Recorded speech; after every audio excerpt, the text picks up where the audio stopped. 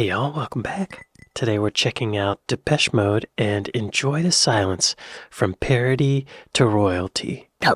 This video is sponsored by Skillshare. The first 1,000 people to follow the link in the description will receive a free trial of Skillshare Premium. Stick around to the end to learn more. It wasn't really a riot, let's get it straight. I mean, there were a lot of people. It's not what I call a riot. There wasn't any violence involved. A couple of people did get hurt, unfortunately, but basically all the fans that were there were very well behaved. It was, Chelsea on a Saturday afternoon. Now that's a riot. Kids armed with synths and squeaky bubblegum tunes. In 1980, Depeche Mode arrived. By the end of the decade, they had 20 UK top 40 hits and had grown progressively darker, moodier, and more industrial, but still remaining pop.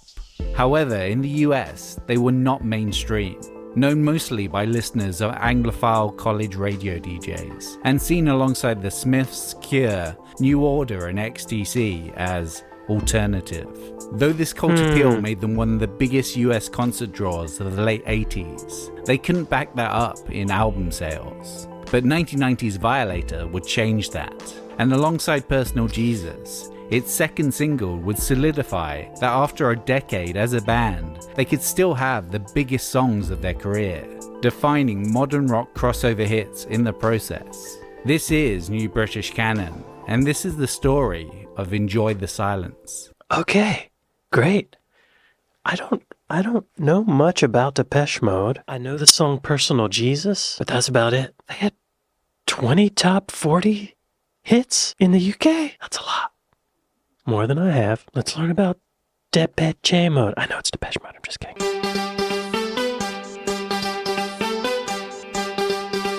By 1989... Wait, I should read that.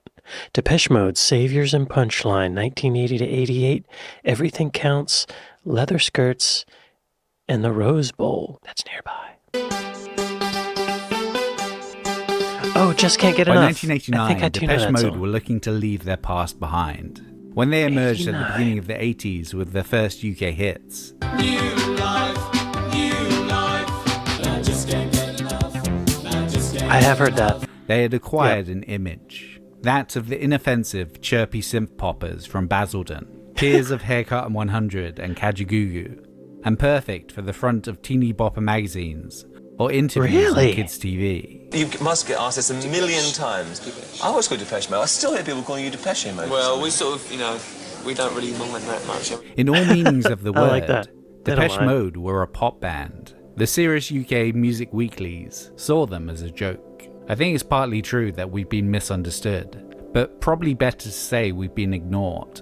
I think our merit and worth has been completely overlooked. To a certain extent, we've never been forgiven for our early selves, and the way we were when we were starting off.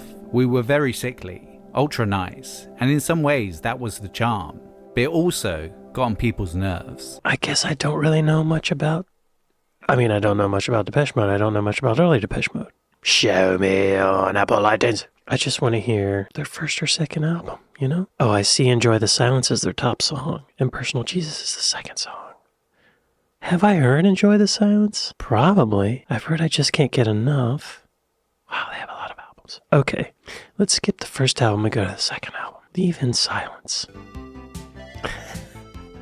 Okay, yeah, it does sound sweet. It sounds happy. And with their core songwriter Vince Clarke leaving after their first album, and Martin Gore taking his place for their shaky second, Depeche Mode were seeming like a very short-lived joke.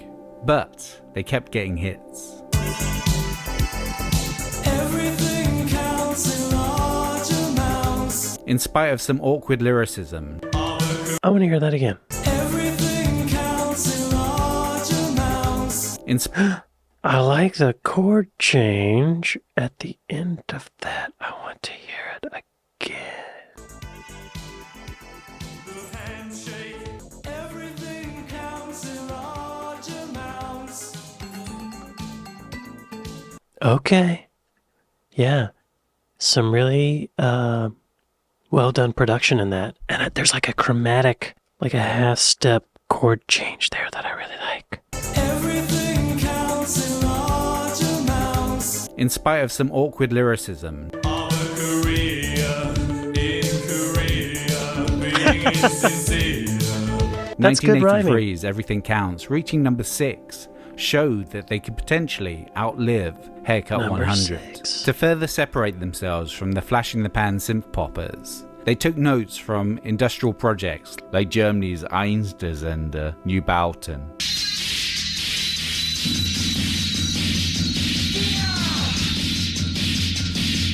And the UK's Test Department. Industrial. Yes. This not only inspired their evolving sound, with the group implementing loads of abrasive samples and mechanized percussion. Oh, People Are People. Yeah, I know that one. But also People the band's are evolving people. look, with chains and fetish gear entering their stage attire. Gore would take to occasionally wearing a leather skirt, which would provoke snide comments from the rock press for the rest of the decade. Yeah. Looking back, I'm not very happy about some of the clothes I've worn. Every interview we do, the skirt is mentioned. I actually think it's quite funny, though I didn't look at it deeply. I regret that so much attention was paid to it. And though their content was more perverse than before,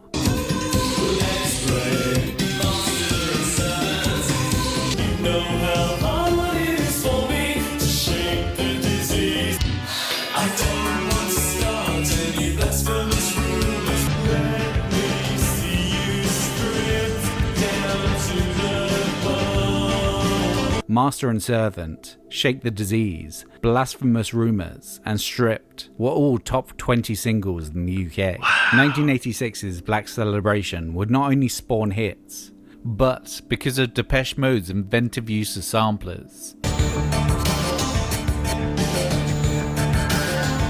it would also be referenced alongside Kraftwerk, New Order, and Giorgio Moroder as an influence on the Chicago house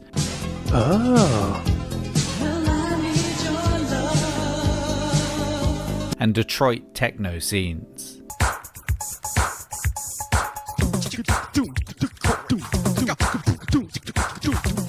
Despite this, melody makers Steve Sutherland described the album as Pussycats desperate to appear perverted, as an escape from the superficiality of teen stardom. Because of this, by 1987, Depeche Mode were barely talking to the UK press, sick of their antagonism for the group. There was this band that everybody loved to hate, and yet they were incredibly successful. Why? Why do you think you're so successful? Why do you think you're on this planet, basically? It got to the point in interviews where we just say, fuck you, and walk out. That would be really annoying. Those are dumb questions. They're just trying to get a rise out of them. Whenever I see the lead singer's face, I can't help but see Shia LaBeouf. This contrasted with their cult status in the US. For the average American, Depeche Mode were just another English, new wave one-hit wonder that had dropped off top 40 radio. But for those that understood their dark electronic ambience, Dave Gahan's brooding vocals, and Gore's gothic romanticism, no one else were better, and the cult was ever growing. There's something about the lead singer's voice that was very in vogue in the 80s, I think. Like the early to mid 80s. Also, the guy from Dexy's Midnight Runner had a similar voice. Duran Duran, Robert Smith from The Cure. Who else? They all sing like there's a delivery that they all have that was in vogue. And then after that, everyone was just sounding like Eddie Vedder. And I sit here. You know, that was horrible. For the Music for the Masses tour, they were playing arenas. This peaked with its 101st and last show, which filled Hollywood's 72,000 capacity Rose Bowl, and was captured for posterity on their 101 documentary and live album.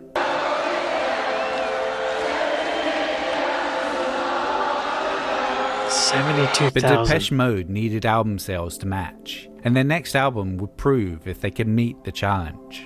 We had perfected a formula by then, and it came to fruition on Music for the Masses. But our sales had become stagnant. We'd sold exactly the same number of albums each time since 1982's A Broken Frame. We realized that if we were going to advance, if we were going to make another record at all, then we would have to change. We needed a new approach, otherwise we wouldn't be challenging anything. Great song. Every cult needs a messiah. Personal Jesus. 1989, Flood, Milan, and Future Blues. Oh, they worked with Flood. I didn't know that. He's a good producer. Depeche Mode acquired English producer Mark Ellis, aka Flood, as well as being the go-to producer for Mute for most of the 80s. He had previously aided in pushing U2 from sky-gazing post-punk hopefuls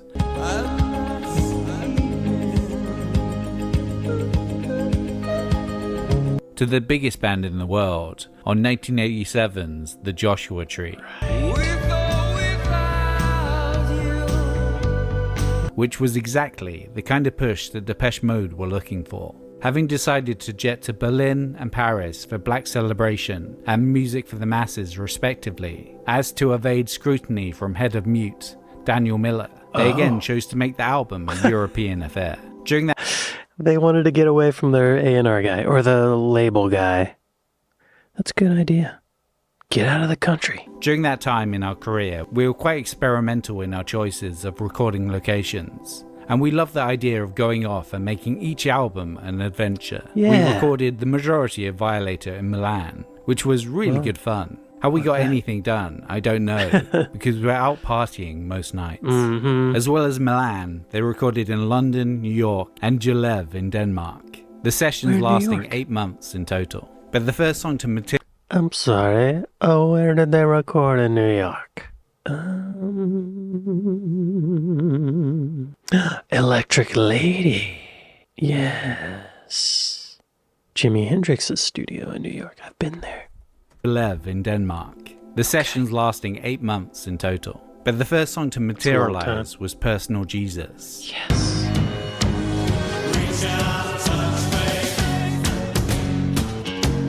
It was a rockabilly shuffle with nods to Elvis, melded with electronic flourishes. A collision that Garn would describe as future blues. In many ways, the song was a vast departure from the assumed Depeche Mode sound. Gore would usually write the skeleton of songs on an acoustic guitar and then transfer those noodlings to the synthesizer. But for Personal Jesus, that latter step was removed. While they had used guitars before on a smattering of tracks, most recently on Mass's Behind the Wheel.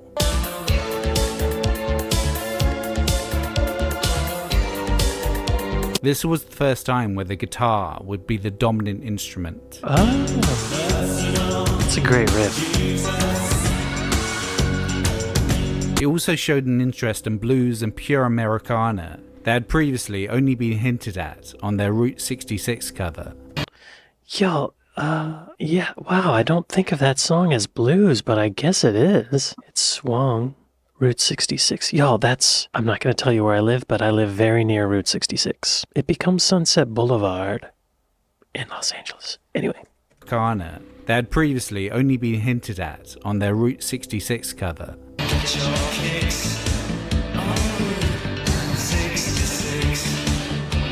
Personal Jesus showed that Depeche Mode could go beyond themselves and even assume the role of a rock band. And America ate it up, eventually. Initially released in August 1989 and quickly becoming a hit on college radio, it took a while for mainstream stations to catch on, said Garn to Melody Maker in March 1990. I mean, Personal Jesus has just gone into the US top 30, 6 months after it was released. It sold 500,000 records before it started being played on the big radio stations. It just built up in the clubs for 5 months, and the radio ignored it. Most of them still aren't playing it. Too weird, mate. Too fucking weird. They just don't get it.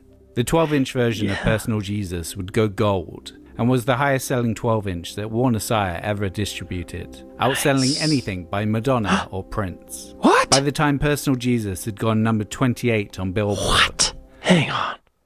What? Personal Jesus outsold Madonna and Prince? Whoa.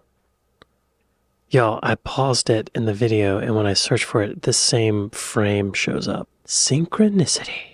That's a Rush album produced by Peter Collins. So, let's see here. I'm not seeing anything in their Wikipedia about Prince and Madonna. We'll just take their word for it. I believe Trash Theory. They already had released single number 2.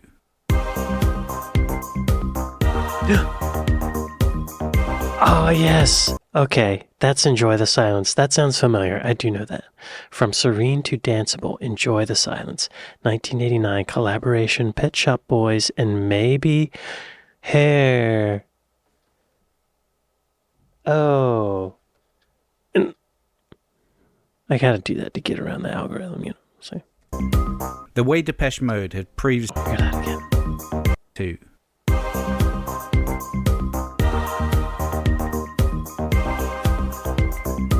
The way Depeche Mode had previously worked was Martin Gore would write the songs, and by the time they got to the band, they were almost complete. Being that they wanted to try something new for this album, Gore would produce sketch demos, enough to get across an idea, at which point the rest of the band would add their input. That's a good The way result to do was it. songs that were uncluttered and stripped down, in comparison to their previous work. Less industrial and more danceable. The sketch demo method made it so the process for making Enjoy the Silence in particular was way more a full band collaboration. Nice. The bare bones version of Enjoy the Silence was a lone vocal from Gore, accompanied by a simple organ line. Words like violence break the silence. Oh, yeah. Just over 2 minutes long and akin to a funeral dirge. Flood and Alan Wilder heard this skeleton of an idea and felt it had legs. Wilder thought in particular the line, All I ever wanted, all I ever needed is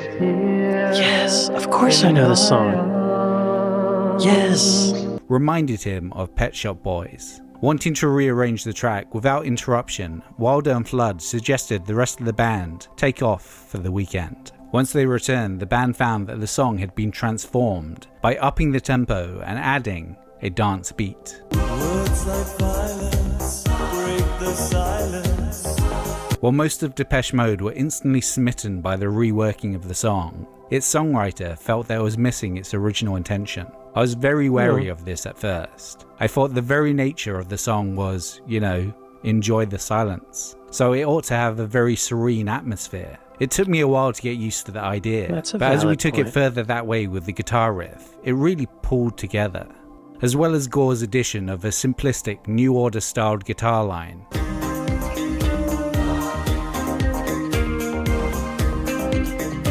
They also augmented the track with those iconic choir chords, utilizing an early sampler called the EMU Systems Emulator 2. Vows are spoken to be broken. While they were known for recording their own found samples, the choir came straight from a floppy disk. Nice. As was often the case with Depeche Mode, Garn's brooding dulcet tones gave added meaning and texture to Gore's uncomplicated lyrics. Pleasures remain, so does the pain. Garn's marriage had recently dissolved and he was in a place of emotional loss, turning to drugs to fill the gap, lending his vocal a deeper resonance. Oh. Though many have theorized that the song is about fractured relationships, or even heroin. He was on All I needed is here in my arms. That's what that What means? the song is actually about is up to the listener to decide. Oh. Look, we don't have any easy answers for anybody.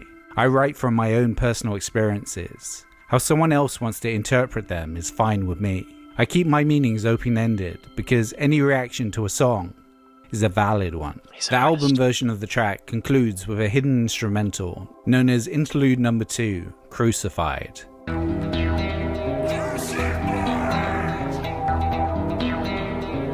But after recording a rough version, Enjoy the Silence was basically done. We literally recorded it in a couple of days. Then we started messing with the song, trying to make it more than it was, and it never needed more. We put it out like that, and I think we knew between us that there was something very special about it, but we had no idea what a huge hit it was going to be. Wow.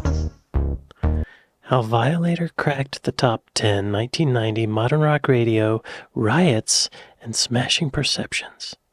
World in my eyes.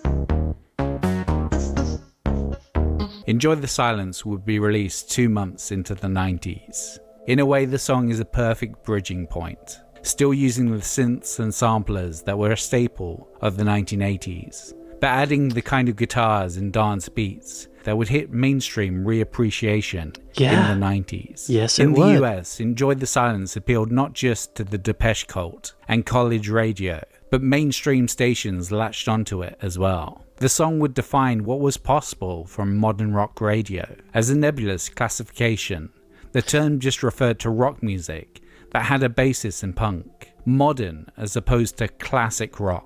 By the late 80s, it was basically alternative by a different name, and what college radio would morph into. In September 1988, it had gotten its own Billboard chart, and initially it was a scattered grab bag.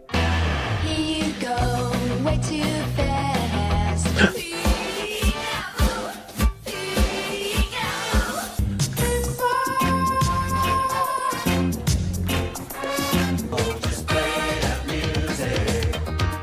I'm tired of the excuses everybody Oh, yeah. uses. And they could never tear us apart. Boom, boom, boom, boom. There was little in the way of cohesive sound. I only recognize one of those songs. Take Me Back. Crash the Primitives. Here you go, way too Da da da da da. Na na na na na. Oh no, I'm thinking of 99 Left Balloons. fast. I don't know that song. Never heard it. I'm surprised I've never heard this, because I've heard of UB40 and I've heard of Chrissy Hind, but I didn't know they were collaborating.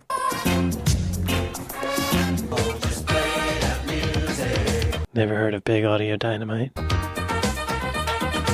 tired of the excuses. I've heard of 10,000 Maniacs. I think the singer's name is Natalie Merchant. Is that right? And she had a solo career after that? Never heard of What's the Matter. Okay, yeah. Is her name Natalie Merchant? Oh god, what if I got that wrong? I think it is. What's her biggest song? Carnival. Oh yeah! I love the drum sound. Okay. Yeah. I'm back on track, y'all. Says everybody uses it. And they could never tear us apart. Down, down, down, down. There was little in the way of cohesive sound, but Personal Jesus and Enjoy the Silence were some of the first modern rock hits that crossed over onto the pop charts. And alongside The Cure, Banshees and Peter Murphy, the format would briefly be known for its dark British alt-rock, while many more stations would switch to the modern rock format a year later in the aftermath of grunge. Depeche Mode were an essential step to acceptance. The album was released in March 1990. We called it Violator as a joke. We wanted to come up with the most extreme, ridiculously heavy metal title we could. I'll be surprised if people will get the joke. That's but funny. what the band didn't realise was how far this album would launch them into the public consciousness. The day after Violator was released, Depeche Mode was set to take part in an in-store signing at Warehouse Records in Los Angeles. Approximately 5,000 of the Depeche cult had been camped outside for up to 4 days before the event. We thought it was going to be about 30 people, and it turns out it's about 17 to 20,000. Wow. It's unbelievable. Despite the efforts of the store's high Wow. Where's this place? Warehouse Records. Show me on a I bet it's closed. Oh. Crenshaw. Approximately 5,000 of the Depeche cult had been camped outside for up to 4 days before the event. 4 days? We thought it was going to be about 30 people, and it turns out it's about 17 to 20,000. It's unbelievable. Despite the efforts of the store's hired security, as the doors opened there was a huge surge as everyone tried to get in. The signing Guys, come lasted on. about 8 minutes before it was deemed too dangerous and the band were ushered to their hotel. Oh, By this wow. point there were over 200 police units, with the aid of helicopters, failing to control the situation, and the whole surrounding area was cordoned off. Hollywood. Though no one was seriously injured, the national news reported on it, claiming a riot had ensued, clamouring for this hot new band, with many implying parallels with the first blushes of Beatlemania. It That's showed good that press. Depeche Mode were a big deal. The free exposure that this event had on the band made it so that Violator was the band's first album to go top 10 on Billboard, and it stayed on the chart for 74 weeks, going triple platinum in the process. Really good. Enjoy the Silence got to number 8 on the Hot 100 and Really sold good. 1 million copies. Still being on the charts 6 months later, The Cult was now mainstream. Violator would also be the highest placing in the UK album chart, getting to number 2, while Enjoy the Silence went to number 6, as well as winning the Brit Award for Best Single in 1991. Their impact wasn't just on the charts. Many artists have taken influence from Violator-era Depeche Mode, whether that be the dark mutations of alternative rock that appeared from the 90s onwards. Placebo, AFI, My Chemical Romance, Deftones, Muse, late 90s Smashing Pumpkins, and Linkin Park. The latter's Mike Shinoda even did an official new metal remix of Enjoy the Silence in 2004. Or what about those that retraced Depeche Mode's modern rock to pop-hip footprints? The likes of Coldplay, The Killers, and Churches. Wow. And that's not to mention the far-reaching reinterpretations of Enjoy the Silence. All I ever wanted, all I ever needed, all I ever wanted, all I ever needed, all I wanted, all I needed, Ooh. all I ever wanted, all I ever needed, all I ever wanted, Susan Boyle?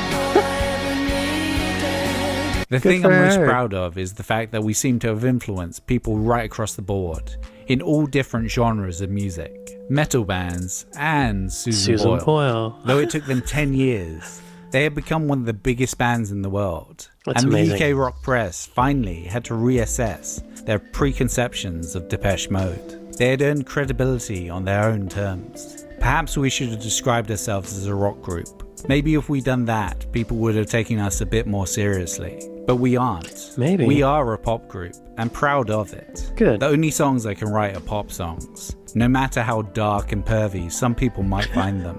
Enjoy the Silence proved that pop didn't have to be a dirty word.